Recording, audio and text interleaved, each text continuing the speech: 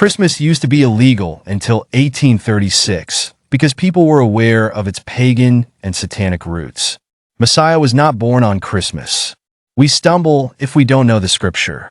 Christmas is a pagan holiday celebrating Tammuz's birthday.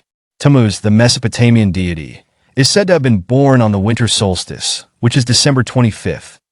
Tammuz was also known as Baal, the sun-god, and was the son of Semiramis, the Babylonian queen of heaven. Tammuz was worshipped as the reincarnation of the sun god Nimrod. The festival for Tammuz celebrated his death and resurrection and was held throughout the month of Tammuz in midsummer. Every year during the holiday season, millions of households celebrate Christmas based on ancient mythology and folklore. Many are unaware of the legend and history behind the traditions they celebrate. They will say, Jesus is the reason for the season, but what they do not know is that the reason is synonymous with another man-god from ancient Babylon. Christmas is about Tammuz. The tradition of the Christmas season can be traced back to the celebration of the winter solstice. It is when the days start to become longer as the sun appears to rise higher in the northern hemisphere. In the occult world of ancient Babylon, this was a time to celebrate the return of the sun, symbolic of the reincarnation of Nimrod's son, Tammuz. According to legend, Semiramis supernaturally conceived and bore a son, Tammuz, on December 25th. After the death of her husband Nimrod, she incestuously married Tammuz, believing him to be a reincarnation of Nimrod.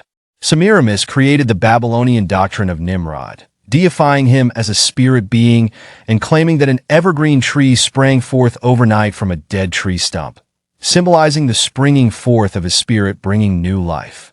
Every year on the anniversary of his birth, December 25th, he would visit the evergreen tree bearing gifts. Christmas is the birthday of Nimrod, and the tradition held to this day was to go out in the forest, cut down an evergreen tree, decorate it, and put gifts underneath it. For the customs of the peoples are vanities. A tree from the forest is cut down and worked with an axe by the hands of a craftsman.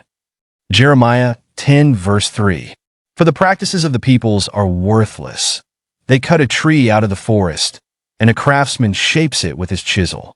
And he did not do what was right in the eyes of the Lord his God. And he sacrificed and made offerings on the high places and on the hills and under every green tree.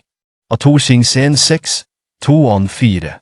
You who burn with lust among the oaks, under every green tree, who slaughter your children in the valleys, under the clefts of the rocks. Isaiah 57 verse 5.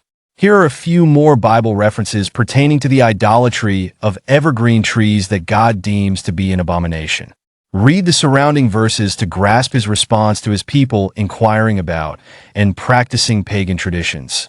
1-14-23, 2-17-10. 2 Chronicles 28 verse 4.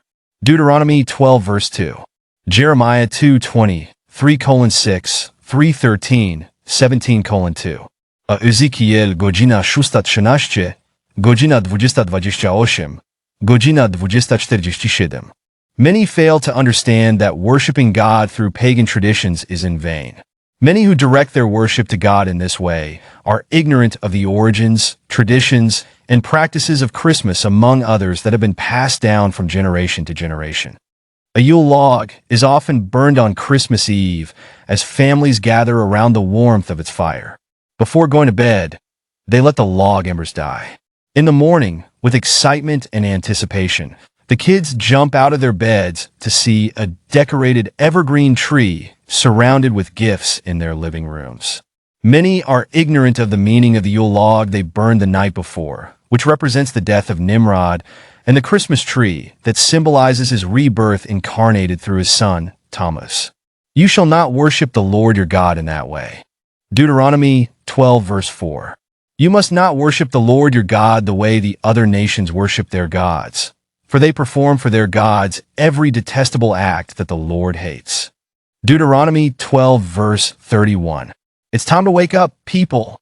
The Yule log is Nimrod, the dead ruler of ancient Babylon, and the Christmas trees in your homes represent the deification of his incarnate son, Tammuz. Are you connecting the dots? The Christmas tree is the symbol of Tammuz, the spirit of Nimrod who comes back to life again. The common image of a mother holding her child is not only pervasive in Catholicism, but also found in nearly every ancient culture throughout history. The green tree represents the incarnate sun Tammuz reanimated by the spirit of Nimrod. Santa Claus is just another name for him. Many of the sun gods in many cultures around the world can be traced all the way back to ancient Babylon. All of these gods are associated with sun worship. Santa Claus, aka Sinterklaas, aka Saint Nicholas, aka Odin, aka Osiris, aka Baal, and aka Nimrod. The story of an immaculate conception with a birth of a son born on Christmas Day is about Tammuz. Even the ancient Egyptians had their own birth of an incarnate son, Horus, through Osiris and Isis. The mythology and legend of these supposed virgin births are prevalent in pagan and occult history with similar patterns.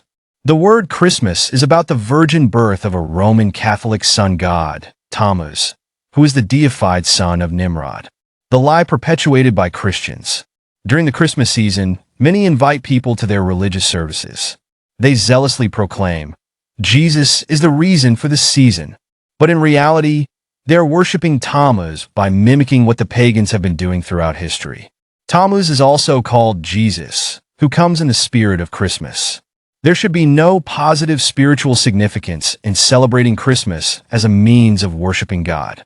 Take a closer look at the depiction of the many nativity scenes with the solar discs around the heads of those who are called Mary, Joseph, and baby Jesus.